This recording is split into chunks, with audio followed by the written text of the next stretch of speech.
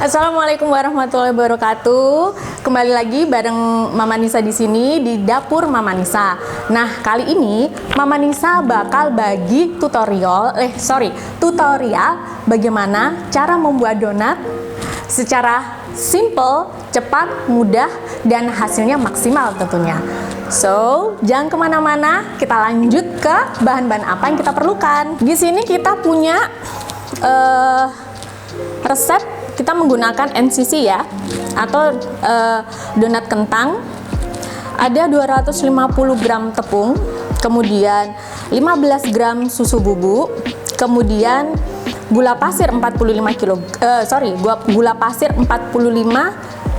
gram, kemudian kita pakai ragi instan ya, yang seperti ini.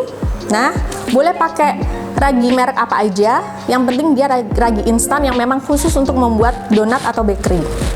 Nah, untuk ragi instan ini kita menggunakan sekitar 4 gram ya. Nah 4 gram. Oke, kita langsung campur ke adonan bahan-bahan kering tadi. Nah, tips untuk para pemula yang lagi senang belajar donat, cara menyimpan ragi instan jika masih ada sisa, kita kasih karet. Kemudian setelah kita kasih karet, kita tutup rapat, kita masukkan ke dalam freezer. Insya Allah untuk esoknya ketika ingin membuat donat lagi, kalian bisa menggunakan ragi yang kalian simpan di freezer tadi. Oke, sekarang kita simpan dulu ya. Setelah bahan kering tercampur, sekarang kita akan mempersiapkan bahan-bahan basahnya. Ada sekitar 40 gram mentega, boleh pakai margarin. Kemudian ada sekitar sejumput garam ya, kalau ditimbang sekitar 2 gram. Kemudian ada kentang kukus sekitar 100 gram, kita timbang 100 gram yang setelah dikukus, dicampur 2 kuning telur, kemudian dicampur air es sebanyak 50 ml, kemudian kita blender sampai halus seperti ini.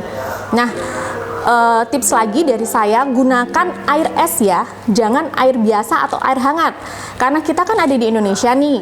Nah, kebetulan di Indonesia itu kan hawanya panas ya. Nah, untuk penggunaan air es ini berfungsi sebagai pelambat kerja ragi agar dia saat di mixing nanti tidak terlalu berlebihan kerjanya. Oke? Nah, next step. Setelah kita tahu bahan kering dan bahan basah dari pembuatan donat, sekarang kita mulai proses pembuatan donat. Kita campur semua seperti ini untuk bahan kering. Setelah itu kita masukkan bahan basah tadi ya, yang kita blender. Nah, setelahnya kita aduk dulu dengan menggunakan sendok seperti ini. Asal rata saja, cukup bergerindil. Nah, boleh langsung menggunakan mixer, hand mixer seperti ini, boleh.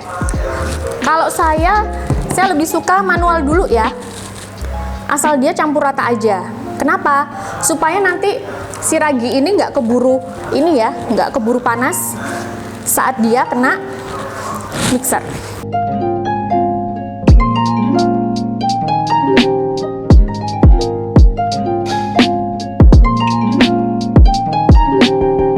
Kita masukkan mentega ya, mentega langsung campur seperti ini aja. Kita ulek sebentar sampai rata aja, sampai dia menggumpal menjadi satu.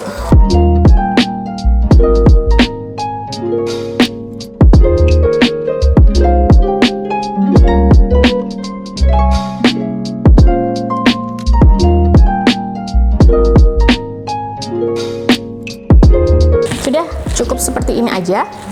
Kalau dia sudah seperti ini, terakhir banget kita masukkan garam. Nah, Kenapa garam terakhir? Garam terakhir supaya dia tidak bercampur dengan ragi. Karena si garam ini fungsinya adalah untuk memperlambat kerja ragi sehingga dia tidak berlebihan dalam ngembangnya. Nah, sebelum kita mulai mixing, saya cuci tangan dulu ya. Oke. Nah, kita mix perlahan dulu seperti ini. Berikutnya kita naikkan kecepatannya bertahap ya. Karena ini hanya pakai 250 gram tepung, kita mentok sampai 4 ya, nggak sampai 5.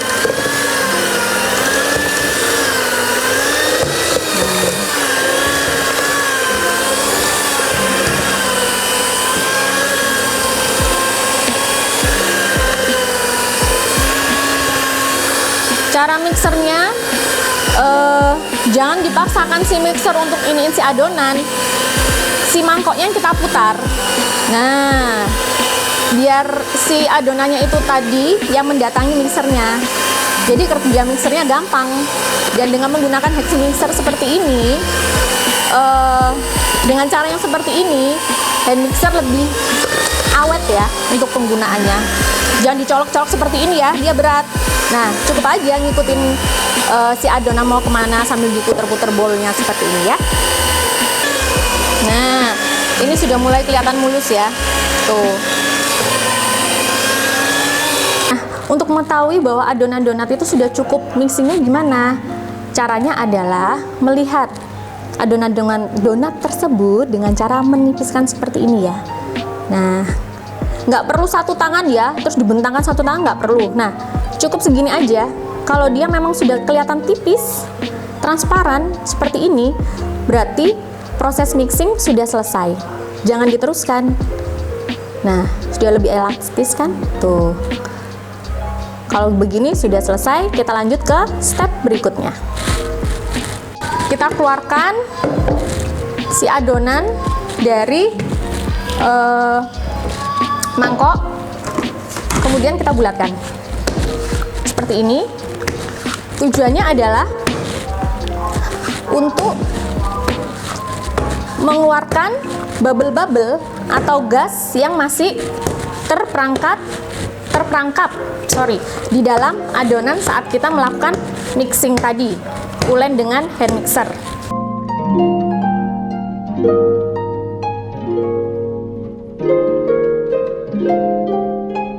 Kita melakukan yang namanya proses menimbang. Proses menimbang dengan memotong adonan, kita menggunakan alat yang namanya timbangan digital. Banyak sekali dijual di pasaran. Kemudian kita menggunakan scraper. Ini ya, ini scraper yang biasa dibuat untuk mendekor cake ultah. Oke? Karena kita hanya menggunakan satu kali proofing aja, kita potong adonan ini menjadi 46. Untuk step berikutnya, setelah kita potong dan kita timbang masing-masing 46 sampai 45 gram, kita urutkan mana yang kita timbang dan kita potong dulu, kita taruh ke satu. Timbangan dan potongan berikutnya kedua dan seterusnya ya. Setelah semua sesuai dengan step-step yang seperti saya bilang sebelumnya, proses yang berikutnya adalah proses yang paling penting.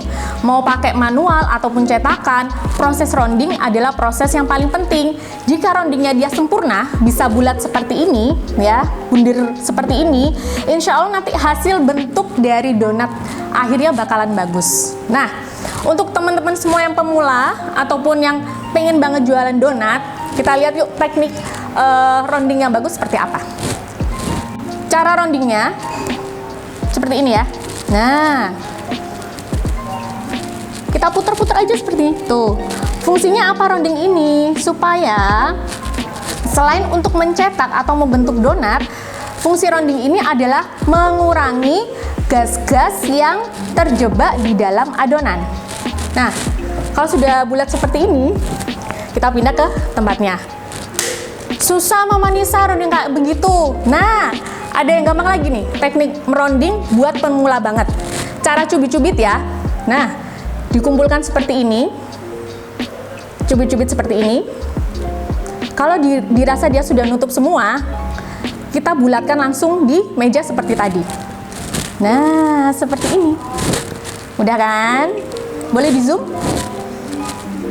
Nah, ini untuk cara pemula. Nah, seperti ini. Kalau dia roundingnya pas, bentuknya bisa bulat seperti ini. Dan hasilnya juga lebih mulus. Tapi nggak apa-apa, nggak usah kecewa kalau seandainya awal-awal coba bikin donat, kemudian roundingnya atau saat membulatkannya belepotan nggak masalah. Nanti lama-lama kalau sudah terbiasa, insya Allah bisa. Oke? Berikutnya kita lanjut ke proses cetak ya, atau membentuk donat. Sebenarnya untuk proses pembuatan donat itu banyak teknik ya, macam-macam tekniknya. Ada yang nunggu dia mengembang seluruh adonan sampai 2 kali lipat baru dicetak. Kemudian ada yang 1 kali proofing, atau setelah ini kita cetak kemudian kita proofing atau kita diamkan sampai dia 2 kalinya. Ada yang masih menunggu 20 sampai 30 menit, dikempeskan baru dicetak kemudian lanjut proofing. Nah, untuk pemula saya sarankan untuk melakukan yang namanya 1 kali proofing. Jadi setelah dicetak seperti ini, kita langsung setelah dibulatkan seperti ini, kita langsung cetak. Nah, setelah proses rounding, cara mencetaknya juga boleh macam-macam ya. Saya cetak manual, pakai teknik manual, terus 1 kali proofing. Jadi setelah kita bikin seperti ini, kita laburin di tepung, kita taruh alas. Saya lebih suka seperti ini. Nah, boleh mau pakai alat tekan apa aja, boleh ini, boleh juga ini, atau apa aja yang ada di sekitar ya. Jatuh ya. Nah, ingat untuk mencetaknya, nah tekan-tekan lembut seperti ini. Tekan-tekan lembut seperti ini. Nah, kalau dirasa cukup, kita lubangin seperti ini. Nah, kemudian kita besarkan.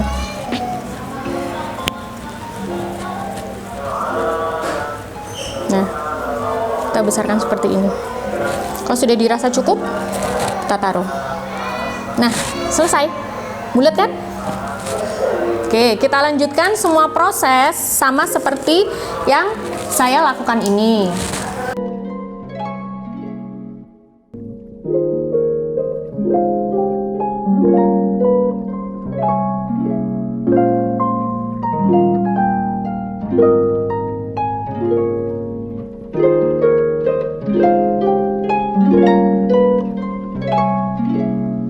Nah, ini yang sudah dicetak manual. Nanti kita biarkan atau kita diamkan selama 45 sampai 60 menit atau sampai dia 2 kali dari semula. Nah, ini setelah 45 menit atau donat mengembang sampai 2 kali dari semula. Ciri-cirinya ketika kita tekan gini, nah dia kembalinya tidak langsung mendal ya, kayak elastik, tapi dia kembali perlahan-lahan tuh. Ya, kelihatan ya? Nah, dia masih berbekas ya. Oke. Nah, kalau ala-ala saya, biasanya setelah saya goreng, saya tiriskan dulu di lap seperti ini. Nah, tujuannya apa? Selain untuk menghemat tisu, tujuannya adalah untuk menyerap sisa minyak yang nanti setelah si donat itu digoreng. Jadi hasilnya lebih tidak berminyak. Oke, let's go. Sekarang kita waktunya menggoreng ya. Oh, satu lagi. Jadi sebelum nanti 45 menitnya berakhir, jadi 10 menit terakhir sebelum berakhir 45 menit, kita buka tempat tepa ini ya. Nah, tujuannya apa? Supaya nanti hasilnya tidak beruntusan ya, atau kayak sejenis jerawat-jerawat kecil gitulah. Nah, itu aja sih. Yuk, sekarang waktunya menggoreng.